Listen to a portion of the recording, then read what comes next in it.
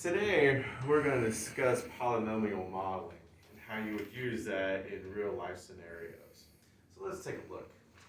Today we have a family who wants to fence in a garden against their house.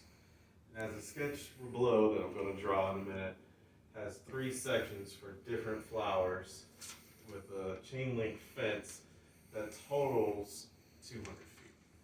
So let's draw this out. So here we're going to have our house. And then we're going to draw our chain link fence. And as I said, we want three sections, so we're going to divide it in thirds. And we're going to call this side x. Okay, so first question, write a function to express the area of the section as a function of side x here. So first, what we're going to do, and what we know, is area. And the equation for area, of course, equals length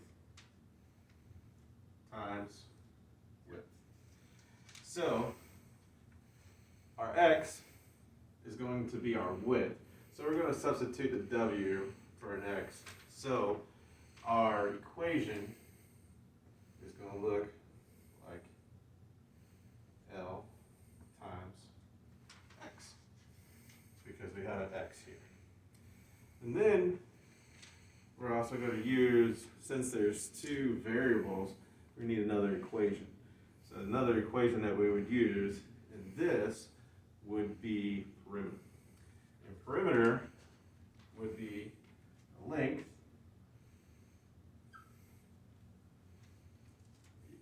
plus, and we count up each side, 1, 2, 3, 4, so that would be 4x, and that is equal to 200.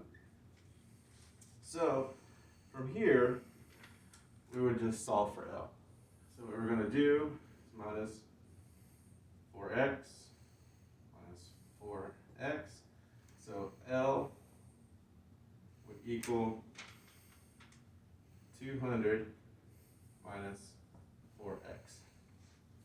So we're going to use this equation from perimeter, and we're going to plug it back in to our area equation. So here, running out of room, we're going to have area equals 200 minus 4x times x. So we're going to multiply that out, and we're going to get 200x minus 4x squared. We're going to say equals a. So this is looking kind of weird. So I'm just going to rewrite this in our standard form, which would be a equals minus 4x squared plus 200x, because you write it in descending order according to the exponent power. So this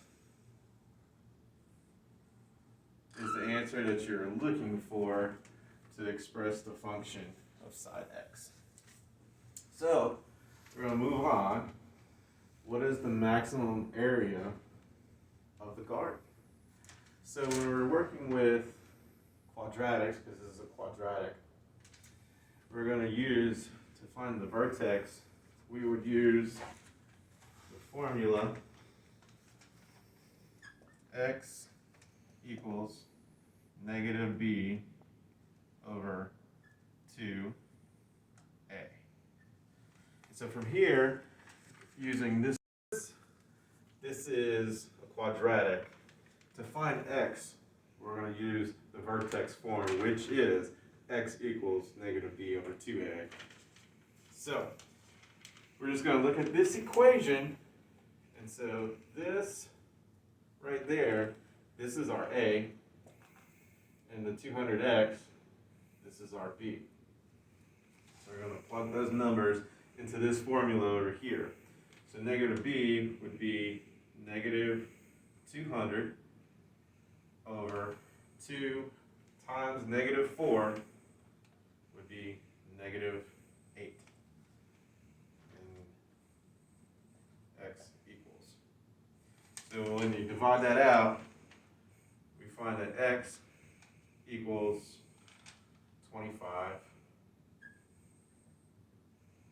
feet. So now to find the maximum area, we're just going to take our x value and we're just going to plug it right back in to our original equation. So negative 4 times 25 squared plus 200 times 25. When we write that out, we get negative 4 or 120 times 125 plus 200 times 25 equals 5,000. And then from there, we're just gonna, negative 4 times 125 would be negative 2,500 plus 5,000. So the area would equal 2,500 square feet. So now we found the total area, and we also found our x values. What are the dimensions of the garden fence? So we're going to look for what the L equals and what the x's are equal to. So we're going to take our perimeter equation, which is right here. So L equals 200 minus 4. And we already know what x is because we found it right here. It's 25. So it would be 200 minus 4 times 25 is 100 equals, so L would equal 100 feet. And that would be our length. So length equals 100. And our x would be 25. So area equals length times width, which would be 2,500. And we look back, here we've already found it, and everything works out. So area would equal 25, well, we're not looking for area, equal 100 for the length, and the width would equal 25 feet. And that's how we figure this problem out. If we need to write this out, since we're looking for the dimensions, how we would write it out in a test form or anything, we would write area equals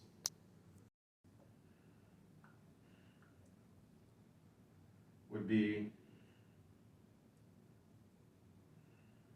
100 feet, and the width, which we found in terms of x, would be feet.